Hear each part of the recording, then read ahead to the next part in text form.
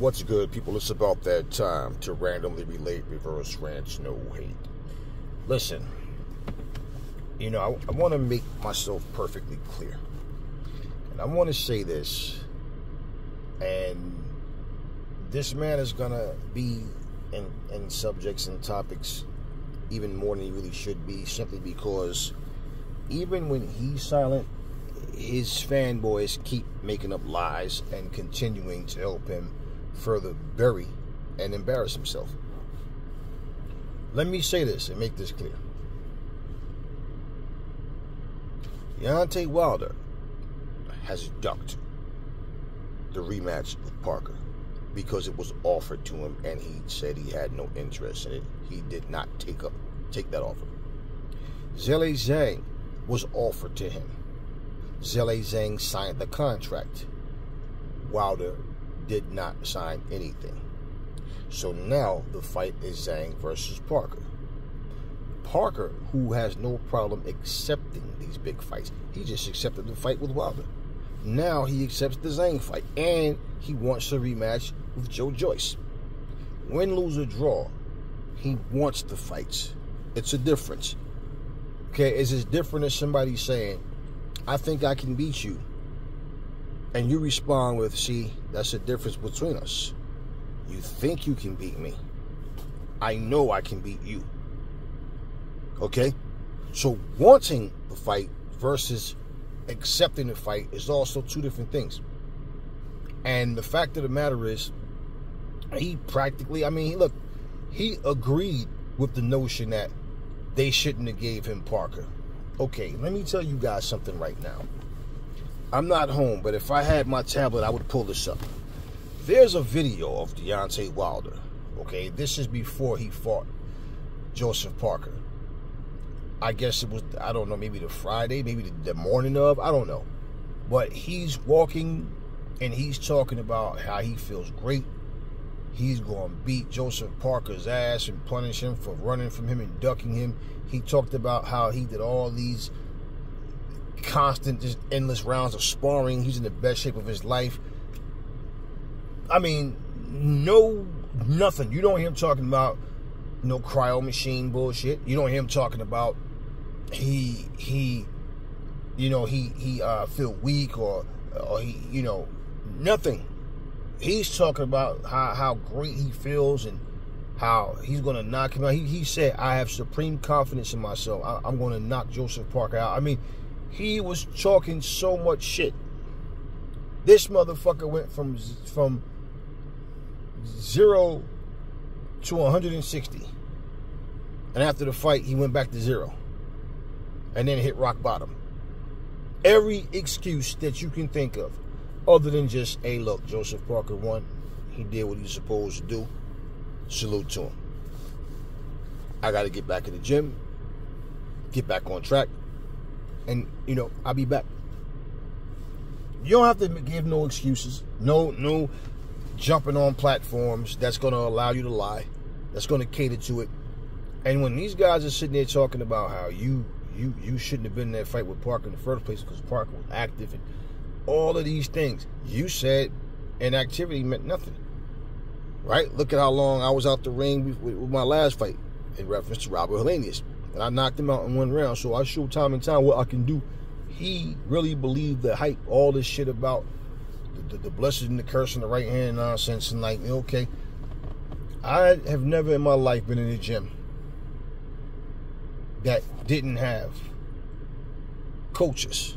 Not just one, coaches saying it's always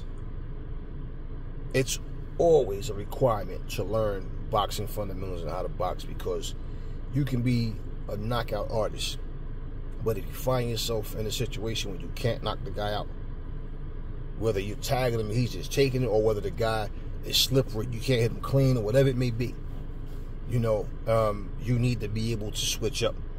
Otherwise, you're going to be one-dimensional and he's going to pick you apart. We did all types of drills, sometimes you just throw nothing but jabs. That's it, just movement and jabs. Okay? You might do 3 rounds of that. 3 rounds of movement, jab straight. Movement, jab straight. Then 3 rounds of just throwing, 6, 7 punch combinations, 8, 10 punch combinations. And you're doing this because guess what? When we talk about muscle memory, not only that, but your confidence, I can go and I'm not going to empty my tank. Or even when you do, some of us just have it where you're tired, but you're just able to keep going, even though you're tired, whereas your opponent can't. So those are the type of fights that you may find yourself in that will take years off of your life because the body takes a bad beating. So they good trainers will always try to make you a hybrid fighter. Now, bottom line is you play to your fighter's strengths, but you want your fighter to have all bases covered to the best of his or her ability. Now, that being said, for everything that this man has accomplished due to fighting low-tier opponents, I say this once again. You do not go fight a 4 or a 5 and think that that's going to elevate you up to a 10. And that's exactly what he's requesting, what his fanboys are requesting, and I really hope the Saudis don't grant him that. Any fighter. But his situation, yes. This man is bragging about what he's done. Like I said, you don't never hear him like, okay, you could sit down like Muhammad Ali when he was here. You could sit down and talk about his fights with Henry Cooper. Fights with Joe Frazier, Sonny Liston, Norton, Foreman, Ernie Terrell, Cleveland Williams. Like you could just go down the line. Alan Minton, like fights that were solid fights, solid opponents. You can sit down with Ray Leonard. You can sit down with all these different fighters. Larry Holmes. You can sit down with Mike Tyson. You can sit down with these guys, and people are talking about their fights. Okay? Mike Tyson more so for the way he crushed people, not so much always the opponent, but Mike fought some solid dudes that just didn't have superstar status, but he fought some good guys. But bottom line is these are fights that, they have respect on him. Nobody's talking about Wilder fights. The only fights that they talk about from Wilder is the Tyson Fury trilogy. That's it. And when you criticize, basically just you bring up and expose his resume, they'll look for who else? Luis Ortiz. Who else? And Luis Ortiz was decent. Nothing special. Decent. I don't see no goddamn Luis Ortiz or that boogeyman nonsense. Nah, he was decent. And so my point with all of that is, like I said, Wilder did not get to where he is by fighting the top guys. One top guy. And now the second top guy that comes on his resume, he loses in a whitewash. So let me ask y'all this. While he's out here searching for his killer instinct, you guys do realize that searching for his killer instinct bullshit is nothing but a request for a low-tier fighter, right? Oh, that'll give him his confidence right back. Give me somebody easy. Get the knockout. Start yelling bomb squad. Making ugly faces to the crowd. I'm back. Blah, blah, blah. Now, can I get that $50 million fight with somebody? Basically. That's all that is. It changes nothing that already happened. And this is where his fanboys are getting butthurt about, because they know that that's the reality. But they're going to keep trying to talk, because the more they talk, they feel like, okay, last week's conversation is forgotten. Let's make up some more lies this week. Zhang overpriced himself. I told you guys, Zhang's not putting up the money to the Saudis.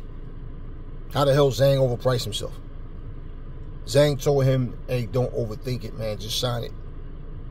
Bottom line, you talk about no goddamn money and all. No, just sign it. Let's go. You know what's so funny? You don't hear Zhang. You don't hear Parker. You don't hear AJ. You don't hear Caballel. You don't hear nobody else. Daniel Dubois. You don't hear nobody else talking about money. You don't hear nobody else's fan base talking about money. The only conversation that people may have had about money was basically to make the point, like me, speaking for myself, and nobody else you hear talking about it. I was saying, I'm pretty sure whatever AJ and Ngannou was making is going to be big money. It's not going to be like whatever I don't know what AJ made against Wallin. I don't care personally. The point I was making was they were trying to make what is a selling point. What fight is like the biggest fight out there next to the Wilder fight? Lady Hearn said it was Ngannou. And I said when I saw it, because you heard AJ say he's not with these gimmick fights. I agree with him. What do you think Hearn is telling him? Okay, look at it this way, AJ. 50 million? That's the number I got from one in the family, right? And that Ngannou's getting 20. 50 million. It's not Wilder, but it's still 50 million. Wilder lost. So, again, should AJ put Ngannou on his ass like he's supposed to? What do you think is going to happen when AJ fight the next person? Whoever. Guess what? You make what you made in your last fight, right? Okay. So that means without Wilder, he still got 50 million. Meanwhile, Wilder and his fanboys would be somewhere on a goddamn interview crying, literally, and talking about how champ don't get the same opportunities and you know what I'm saying? Check everybody opportunity. Everybody like who? Everybody like who? He says Parker ran from him. You know what? You know what he never said though? Parker turned down a fight.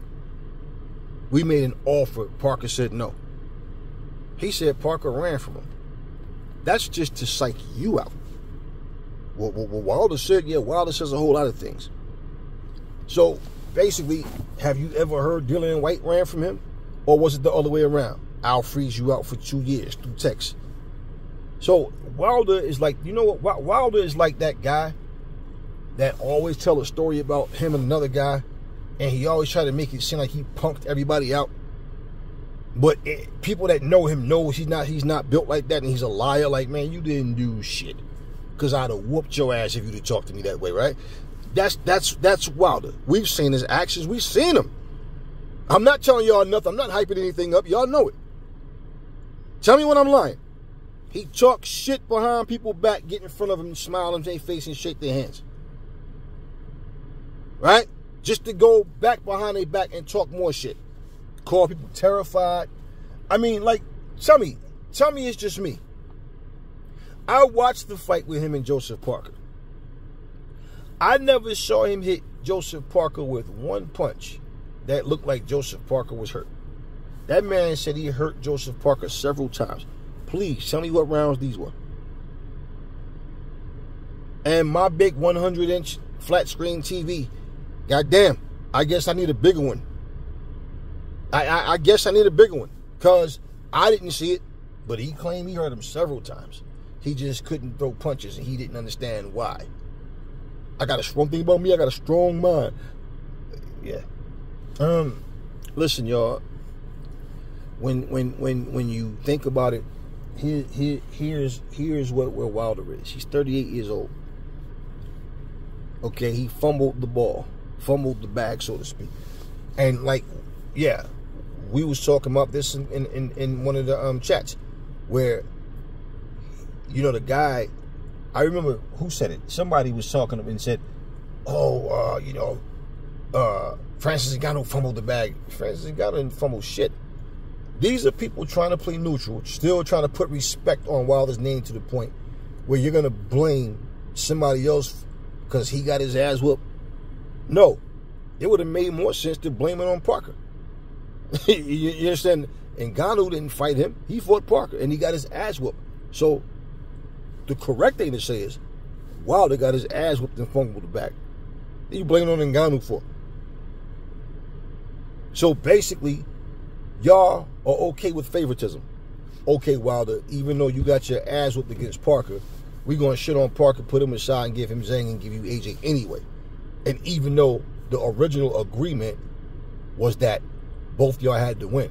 Well, isn't it funny how all of y'all can sit here and run y'all mouth about how Errol Spence can't complain about Terrence Crawford if he wants to rematch him at 147? The contract stipulates the winner gets to call the shots. I agree 1,000%. Yeah, you can't blame Crawford, if Crawford says 147 is 147, no problem. He won. Okay, my only thing was, like, well, damn, Crawford sit there and say, oh, it's no problem. You can definitely do that 154. That's no problem at all. I mean, it's hard for me to make 147 too. Okay, so it was sounding more like, yeah, the fight's going to happen, but at 154, you know, it wouldn't be any belts on the line. But that's Spence wanting to get his lick back. Like, okay, you beat me, now I beat you. Like, you know, that's what he wanted to be able to do.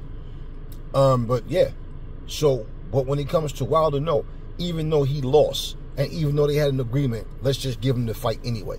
That's not earning. So wait, it's 1,000% undeniable, okay? Legit to say, if for one, they would have just stuck Wilder in the fight with AJ, just because, for name's sake, just to say, well, we got the fight, then he definitely didn't earn shit because he lost. So how do you reward the loser?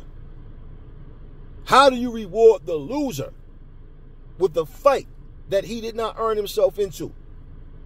Like I said, K1 have tournaments. Guess what? You advance, you go forward. That's how that goes. Imagine two guys fighting and they say, okay, you're getting 20 million, you're getting 25 million, right? But if you win by knockout, it's an extra 5 million. So that means if you win, then you'll get 25 million. If you win, you're getting 30. The guy that knocks the other guy out doesn't get the 5 million. You're going to reward the guy that got knocked out for what the hell you give him the 5 million for. So basically, like I said, the hurdle was Wallin, the other hurdle was Parker, because the Saudis wasn't focused on the fights going the other way. So that being said, like, don't confuse the Saudis' thoughts with the fanboys' thoughts. Okay? So those hurdles, those fights were opportunities to get to that 100 million. And I have to stress this because people don't understand. They act like because they signed for this because they basically saw in their eyes AJ and Wilder should be the winners of these fights tonight. Just so happens that, well, they got it half right. So we're just going to give Wilder the shot. Fuck earning anything. You see what I'm saying? You know how pathetic that has to be? I give you a quick story. My two sons were in a geology bee. My son at the time was 8 years old. My little one was 8. His older brother was, I think, 10. I don't know, 9, or maybe, I don't know if he turned 10 yet. But my son was in the 2nd grade, and my other son was in the 3rd grade. So it went from 3rd grade. He made the finals, and he was going up against 3 through 8. My little son won that whole geology bee.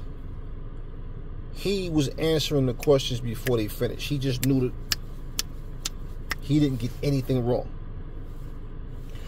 My other son, his feelings was hurt because he lost. And, you know, he was a kid, so he kind of was misty-eyed. And what they did, they gave them all trophies, even the people that didn't make it. They didn't do it initially. They gave my son one behind closed doors. And they told him something to the effect of, you're a smart kid. Your focus just wasn't there. And my son is one of those kids, he's no longer small, but he's one of those kids that, like, when he gets frustrated, he starts like he's really, it's like, I know this, but he just can't. That's the position he was in. And they told me, I didn't know, but when I got home, we were sitting there and we were talking, and I went up, I gave both of them a hug and everything, and I told my son, I said, listen, you know why you couldn't come up with the answers tonight? Because you didn't study the way you were supposed to. You're smart. Both of you are smart. I said, you study, okay, you pass. That's all. You study, you pass. I said, so when you earn something, it feels better because you know you earned that, right? That's what you do. I didn't even mention the trophy. I didn't even mention it. So he was only 9, and he looked at me, and, I told him, I said, you're smart, man. I said, you always been smart, both of you guys. I'm proud of you for even having the courage to enter that geology B. I said, but all you have to do is study. That's all. And either you or your little brother would have been the ones to win it, because you're that smart. You know what my son did? I didn't ask him to do it. I didn't even mention the trophy. That same person, this was at this school, was like a Christian school that they was going to at the time or whatever. When he went back that Monday, he took the trophy back and told him he didn't want it because he didn't earn it. And I was so proud of him. I didn't tell him to do that. I just let him know, your mind was impulsive to come up with the answers because you did not study. That's all. Anything that you put your mind to, you always do great in. This is the one time you just didn't study like you were supposed to. That's all. You didn't apply yourself the way you were supposed to, and your little brother did. He always does. So he stayed consistent. So here's an 8-year-old beating out 13 and 14-year-olds, and he didn't get anything wrong. And I'm telling you, every single question before they finished it, he already. I'm like, I didn't even know he was. I knew he was smart, but I didn't know he was that like he was just on top of everything. And I was so proud of both of them, But my son understood at 9 years old. So I didn't study, and I got eliminated, and they still gave me a trophy. My little brother did study, and he won, and he got a trophy. I didn't earn this, and he gave it back. He said he didn't want it. He said if he earned it next year, right? If he earned it next year, then he'll gladly accept it. Well, the following year, they had something different, and my youngest son, he came in first place in that too. I forgot, it wasn't a spell. It was basically, it was kind of like it was. They would give a sentence, and some of the words, how you pronounce words, you pronounce them the same, but they're spelled different, have different meanings, and so they had to correct what was even like misspellings in sentences. And this was up on his big board, so it was like a game show style. He did it, and he came in first place in that. So the following year, my son does the geology B, comes in first place because he studied like he was supposed to. Now that trophy comes back, you earned that. This is what, and let me add, it was an accomplishment. It was an honor. Money had nothing to do with it. My sons was not getting millions of dollars to do that. Not hundreds of thousands, not 1,000, not 100, not $1. Okay? This was just them working, and hey, man, we're honoring your intelligence, your dedication, your smarts. That's all. So how in the fuck in professional boxing have we gotten to the point where grown-ass men are perfectly okay with being handed opportunities that they didn't earn? And how did we get to a point where the fanboys are equally as low, no dignity, no class, no self-respect, no pride, to actually admit to yourself, nah, I didn't earn that. I didn't earn that. I need to get back in there and earn my keep and prove it. No. Do you understand? The monopoly of it is popularity as well. Look at Ngannou. Now, because you got people debating, I've heard some people say Tyson looked bad, but they think he won. Then I've heard more people say, nah, Ngannou won. Now, whether they really feel, let's say it like this, for the people that really feel that Ngannou won, for the people that is just being biased because they like Tyson Fury better, or they just don't like Fury at all and they wanted Ngannou to win, okay, whatever, it doesn't matter. The reality is, it doesn't and it does. It doesn't in the sense that, okay, it's not going to change who got the decision in the history books, but it does in the sense that assures the Saudis and everybody else involved that Ngannou's hot right now, because, yeah, the majority of the comments, I don't give a fuck whose channel it is, what you read, the majority of what you see is Ngannou won, Ngannou won, Ngannou won, Ngannou won, Ngannou won, Ngannou won, Ngannou won. He embarrassed Fury. That's the majority of everything you see is Ngannou won. So, therefore, they felt like the wrong man got his hand raised. So what does Ngannou do? He skips the line and gets handpicked, because initially it was supposed to be Wilder. Wilder was the first fighter talking about fighting Ngannou. First boxer. That didn't happen. So here goes another so-called, I didn't get the opportunity, whatever. No. Did Ngannou overprice himself too? How did that work? Why did that fight not go through? But even in defeat, what happens? Ngannou finds himself getting in the ring for $20 million to fight Anthony Joshua. And like I said, I don't fault him for taking that money. But let me say it again. He did not earn shit. But the respect I have for Ngannou is far greater than the respect for Wilder. Why? Because he has the heart to get in there and fight these dudes. He needs to work his way up and earn, because listen, when you've been grinding and doing something far longer than someone else, and then here they come along and just get picked because they have more star power. I remember when my dad was out here working, doing construction. That's what my father used to do. And I remember, like, my father saying, yeah, I've been out here 23 years or whatever it was he said at the time. And then you got these young dudes fresh out of high school coming on these construction sites.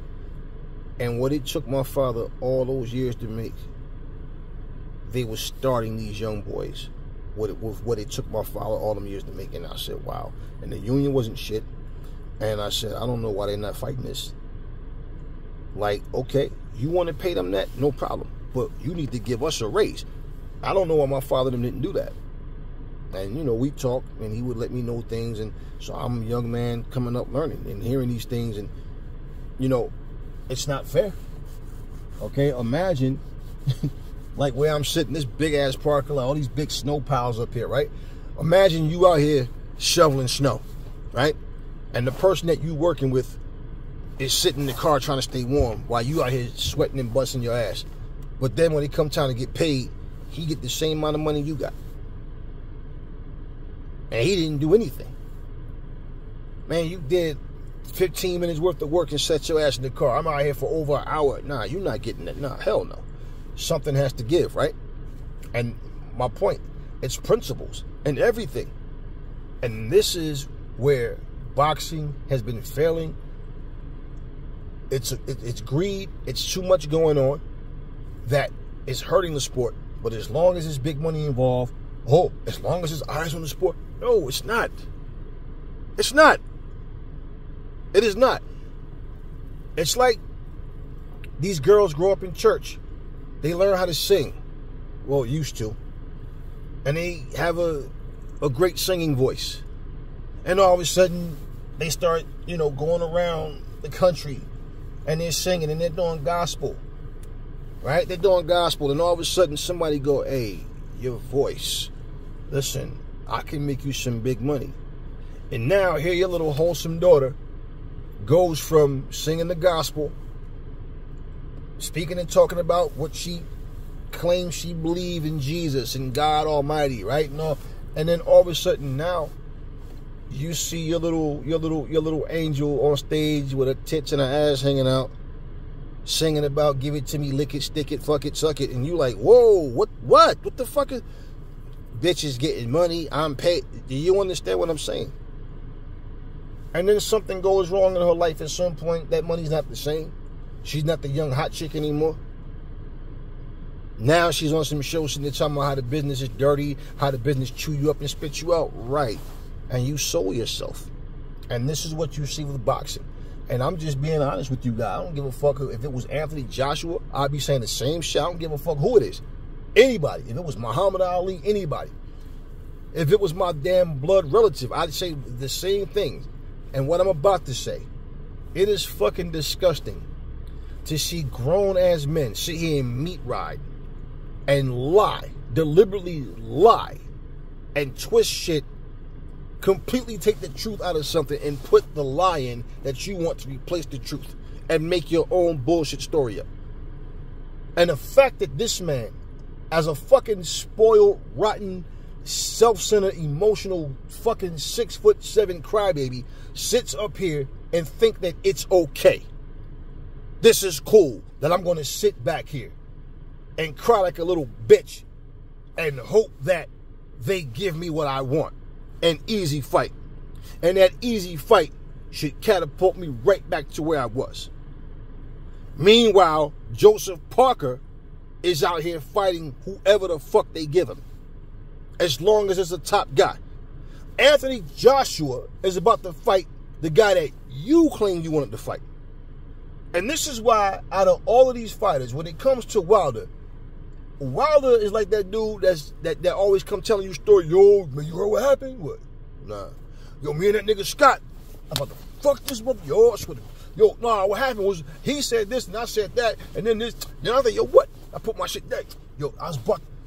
And every time this motherfucker tell you a story, I was finna do this, I was finna do that, like, man, you are the most, most finna do motherfucker that don't ever fight. But all you do is talk about what you was about to do. How in the fuck are you going to fight somebody when you keep turning fights down? So basically, everything with you is your ego is so massive, everything has to be what you want. Even when you're not the A side. And even to be the A side, you sit up here and cry. You understand why I don't respect this dude? You sit up here and cry and talk about we put our lives on the line as fighters. People don't understand what the fuck we go through. They don't fucking understand, man. We out here put our lives on the line, man. You gotta respect any fighter that get in the ring, man, because you never know, man. You might not, that last fight might be your last fight, period. You know what I'm saying?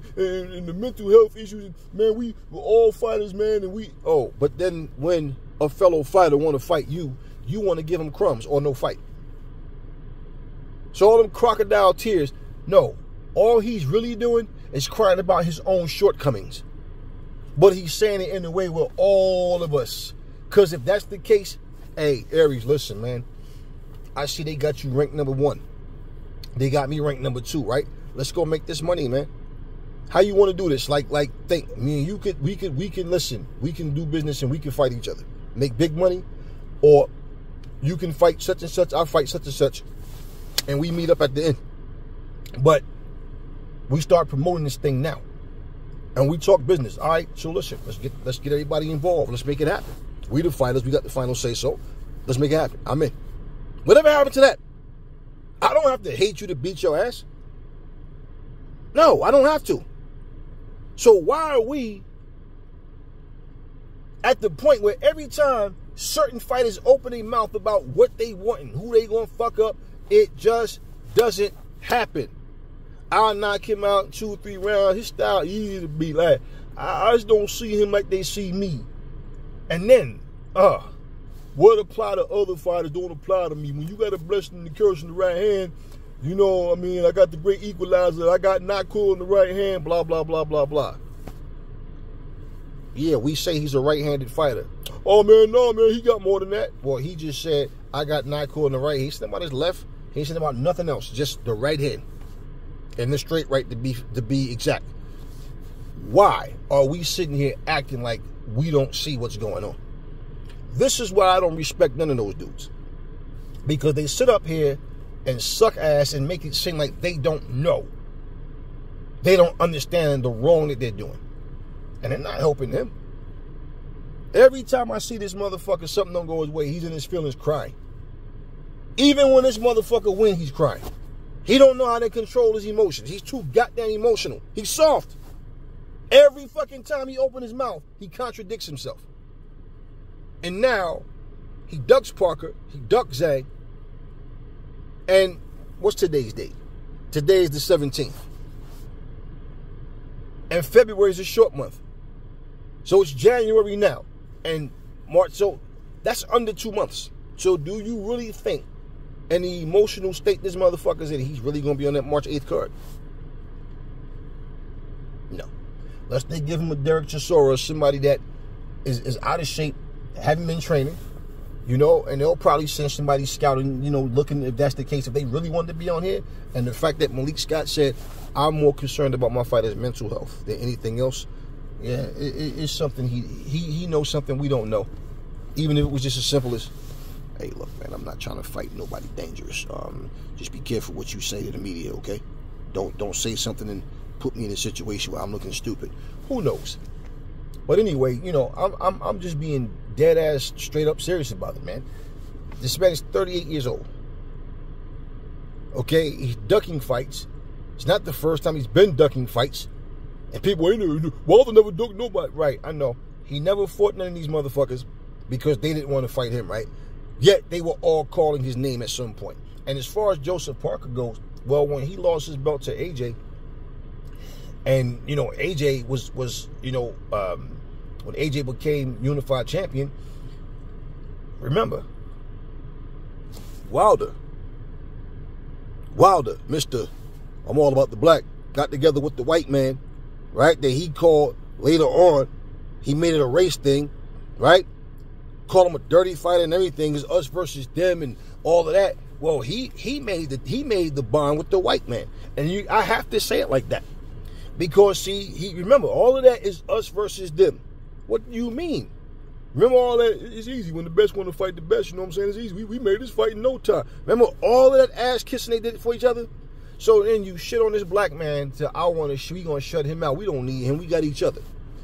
Y'all gave a verbal agreement of fighting more than once. Wound up being 3 times, but y'all both call yourselves freezing AJ out. Now, isn't it funny how the tables turn, and now here you are. Landlord, can I come in? Mr. Landlord, it's me, Wilder. Can I come in? Yeah. And his ego bothers him. He don't want to be the co-main event. And here's the reality. Even if Wilder is on his card, which I doubt it, he shouldn't be no co-fucking main event. The co-main event should be Zhang and Parker. And that's a fucking fact. How the fuck somebody you beat get a better offer than you do? How the fuck somebody you beat gonna be the co-main event over you? Make that make sense. And everybody still talking on the Ace. No, motherfucker, when you lose, your stock goes down. Just like AJ stock went down when he lost them 2 times to fucking Usyk. Oh, yeah.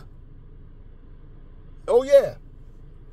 So even for him to be in there with Franklin, and then he was supposed to be in there with Dillian White, but Dillian, and that's the, you notice how motherfuckers got the nerve to say, oh man, he fighting the Wilder leftover. No, he fought a replacement for Dillian White. They ain't know Dillian White was going to fucking fail his test. And whatever, they went with Robert Helenius. Why not? Wilder just fought him. Okay, cool. Let's go in there and fight this guy. Well, that's another fight with a tall guy. Okay, now I got this back down packed. Well, you know, first time that AJ had to fight somebody, Dominic Brazil was tall like that too. But, you know, it's been a while. So, but just saying, it comes down to what? It comes down to you wanting to fight. Wanting to fight. If anybody don't see the difference in that, go talk to your wife and say, or your woman that you're dating right now and say, babe, let me ask you a question. When we met, did you want to talk to me, or did you just talk to me like, we see what happens? Like, did you want me, or was it just go along with it and let's just see how it play out? and she tell you, well, honestly, I didn't want you. In fact, if you didn't say anything to me, I wouldn't say anything to you. So when you came to talk to me, I'm looking, I'm like, okay, it's not really my type, or didn't find you that attractive or nothing, but you were funny, made me laugh. And then as I got to know you, I see you were a good guy, you grew on me, and then, you know, so we made it happen. But I mean, it's obvious I love you because I'm not even attracted to you. Let's see how well you take that. Because wanting something and just accepting something, a fighter can say, I accept that offer, hell yeah, right? It's the money. Then he go in there and pull a Bruce Seldon versus Mike Tyson. Punch never land, but you go down. So, you know, it's different. So when this motherfucker talking about he got to go get his killer instinct, we all supposed to put our lives on hold and wait for a while to go find his killer instinct. Then come back. He's 38 years old. Nobody's getting any younger. So what's going to happen? He's blowing opportunities. Who is the next person available for this motherfucker to fight? Who? That is going to be meaningful. You know what I was thinking too? I know this guy, Manuel Char, got a fight coming up with somebody. I don't keep up with that motherfucker purposely. Whether Manuel Char win or whether the opponent win, don't be shocked if Wilder wound up fighting whoever has that bullshit belt or whatever. He got some belt he has. Don't fucking be shocked if Wilder wound up fighting somebody like Manuel Char. I'm telling you, it's a cherry pick of, no, I don't want a tough opponent. I want somebody that I can go in there, do my usual lay back, you know, and then whether I'm losing rounds or whether it's in early, and just bam, it's over. Wilder's back. Okay, can I get that $50 million from somewhere? That's all Wilder was focused on, was the $50 million. 2 times for that $100 million. That's all. It's not about the thrill of competition, because if it was, how in the hell would you not want to fight? Would you not want to fight Joseph Parker again? And why would you turn down the Zhang fight? Zhang is 40 years old. He's older than you. So I don't want to hear that shit about age, regard. I don't give a fuck if he's 28. I don't want to hear nothing about no age, nothing. Bottom line is, the dude is a coward. He only has heart when he think he can beat you. That's it. And he clearly shows you that. I wish y'all could see that. If I was home right now, I would pull that shit out. I might, when I get home, either today, maybe even tomorrow, whatever. I might just sometime this week pull that video up of Wilder. He's in the mall. He was talking mega shit about what he was going to do to Parker. And all of a sudden he loses and there's all these excuses. You know, even like when he was, when he first walked in the door and he was being filmed, coming in the door of their room or whatever, and he was saying like he felt like a little exhausted from all the flying, I guess, and everything. That ain't got shit to do with no cryo chamber or, oh, I said I felt bad when I got to the building. No, it was none of that. Bottom line is, Joseph Parker was just too good for him. Simple. Bottom line. I don't want to hear nothing about nothing else. So all of this nonsense, this man has put himself in a position where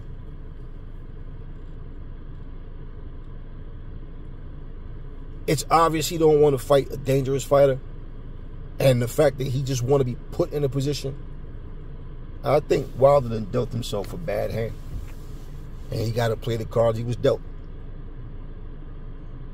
Why the fuck are we giving people opportunities? Earn that shit, man. Earn it. Talk to me in the comment section, y'all. Never fall in love with lies. Remember, the truth breakers hate other people, and I will catch y'all on the next video.